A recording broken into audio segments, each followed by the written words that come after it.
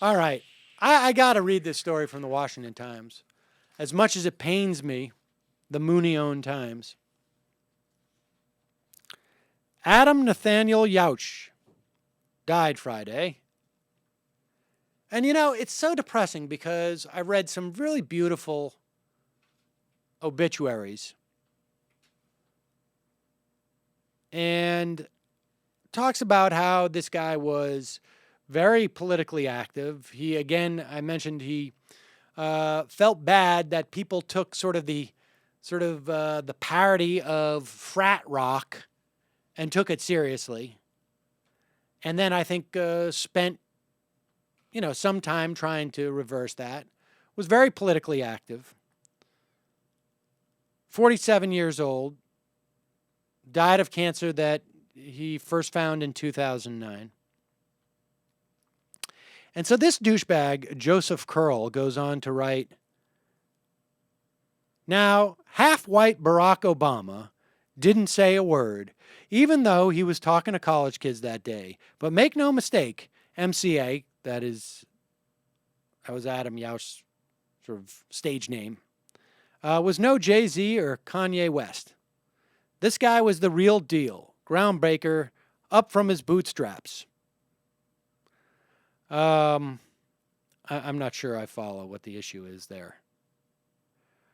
But funny, the coolest president ever didn't say a word about the passing of MCA.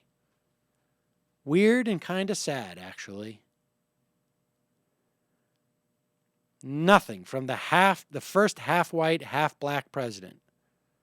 Mainstream media has made him black. He's not. He's half and half. No, Trayvon Martin wouldn't have looked like his son. I just can't believe the overt racism here. And there's just the seething anger that President Obama is referred to as black and not what he is, half black, half white. I can't tell you the angry emails I've gotten. How come you don't refer to yourself as both Ashkenazic and Sephardic Jew? You just say Jew. As if the people in Hungary and the people in Lithuania were exactly the same. And then he goes on to talk about the Beastie Boys.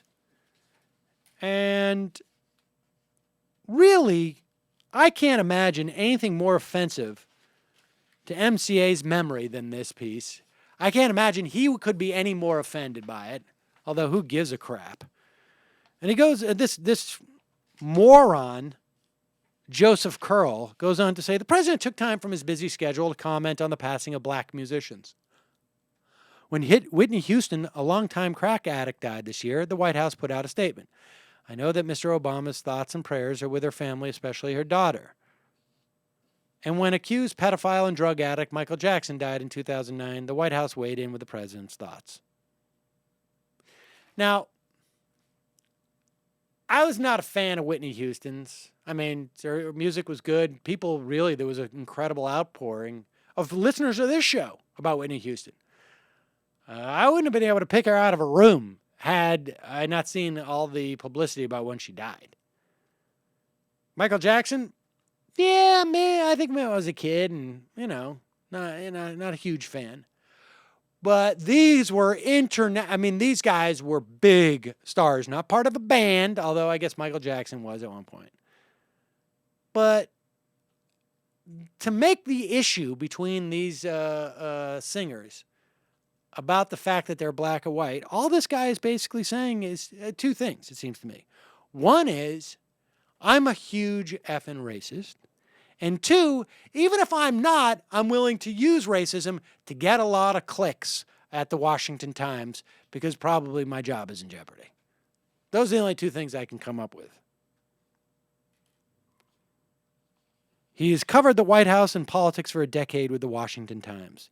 He can be reached at jcurl@washingtontimes.com. It really does sound like something to me that somebody said, Joe, we've been looking at your numbers for April and March and February and January, and you got to do something that gets more clicks. because, this is a per-click business now. The real question is, how long did it take him to come up with something that was so racist? That's really the only question. Unbelievable. Why hasn't Mitt Romney commented on the death of MCA? Oh, my God. Why didn't Mitt Romney comment on the death of Michael Jackson? Oh, must be because he doesn't like black people. Interesting. Maybe he's busy posthumously converting them. How come people don't refer to... Doesn't Romney have some Mexican blood in him? How come he's never referred to as a part Mexican white guy running for president? It's just...